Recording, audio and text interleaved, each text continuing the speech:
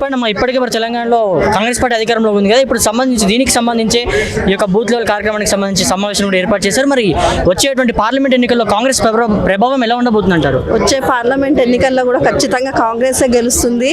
మన సోనియా అమ్మనే ఇప్పుడు మనకి విన్ అయ్యి ఆవిడే ఉంటారు మనకి పైన. అంటే ఇప్పటికీ కాంగ్రెస్ ఇచ్చినటువంటి 6 గ్యారెంటీలు ఏవైతున్నాయో అలా కేవలం మహిళలకి ఏదైతే ఉచిత ప్రయాణం ఉందో దాన్నే చేశారు. సో ఇలాగే ఒక 100 రోజులు 6 గ్యారెంటీలు కనుక అమలు చేయకపోతే కాంగ్రెస్ ఈ యొక్క ప్రభుత్వానికి ఎన్నికల్లో ఏమన్నా ఇంపాక్ట్ పడుతుందంటారా? వచ్చే ఇంపాక్ట్ ఎందుకు పడుతుందన్న వాళ్ళకు కూడా ఛాన్స్ ఇవ్వాలి కదా. వాళ్ళు 100 రోజుల్లో చేయాలి అని అంటే ప్రతి ఒక్క కార్యక్రమాన్ని గెలిచిన అప్పటి నుంచి కూడా వాళ్ళు మొదలు పెట్టిరు. ఇది ఫ్రీ బస్ అని కానీ 6 గ్యారెంటీలు అప్లై చేసుకోవడం కానీ గ్యాస్ గురించి కానీ వాళ్ళు స్టార్ట్ చేస్తూనే ఉన్నారు. పనులు మూవ్ అవుతూనే ఉన్నాయి. కానీ ప్రతిదానికి కూడా కొంచెం టైం అనేది ఇవ్వాలా. మరి 100 రోజుల్లోనే కంప్లీట్ చేయాలన్నది కూడా కరెక్ట్ కాదు. ఏ గవర్నమెంట్ గురించి అయినా కూడా మినిమం 6 మంత్స్ అవ్వాలి కదా. అయితేనే ఏ గవర్నమెంట్ గురించి అయినా కూడా క్లారిటీ వచ్చేది.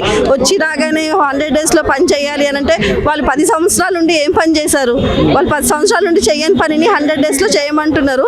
ముందు వాళ్ళకు ఉండాలి తెలివి. దేనికైనా టైం పడుతుంది. వాళ్ళు ఆల్రెడీ 10 సంవత్సరాలు వెళ్ళిరు కదా రాజ్యాన్ని. అయితే అప్పుడు వాళ్ళకు కూడా తెలుస్తుంది కదా ఎన్ని రోజులు టైం పడుతుంది అన్నది.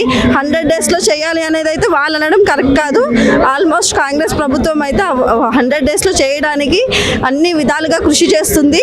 ఆల్రెడీ అది జనాలు కూడా చూస్తున్నారు. కాబట్టి ఈ పార్లమెంట్ ఎన్నికలలో 100% కాంగ్రెసే గెలుస్తుంది. ఓకే, అంటే అమ్మ ఇప్పటికే ఈ యొక్క ఆర్టీసీ ప్రయాణం ఉచిత ప్రయాణం ఏదైతుందో దానివల్ల కూడా ఆటో డ్రైవర్లు అంతా రోడ్డు ఎక్కి అంటున్నారు. మరి వారి కోసం కాంగ్రెస్ ప్రభుత్వం ఎటువంటి భరోసా ఇవ్వబోతుంది అంటారు? మరి ఇప్పుడు ఎట్లయితే ఆడోళ్ళ కోసము కాంగ్రెస్ ప్రభుత్వం ప్రవేశపెట్టిన ఉచిత బస్ ప్రయాణం అనేది చాలా మందికి యూజ్ అవుతుంది. ఎందుకంటే బస్ ఛార్జీ లేకుండా కాలినడక నడిచేది ఈ జనరేషన్లో కూడా ఉన్నారు చాలా మంది. ఎందుకంటే నేను ఆల్రెడీ జనాల్లో ఉండేటోళ్ళమే కాబట్టి చాలా మంది నడుచుకుంటూ పోతారు బస్ ఛార్జెస్కి కూడా అమౌంట్ లేక.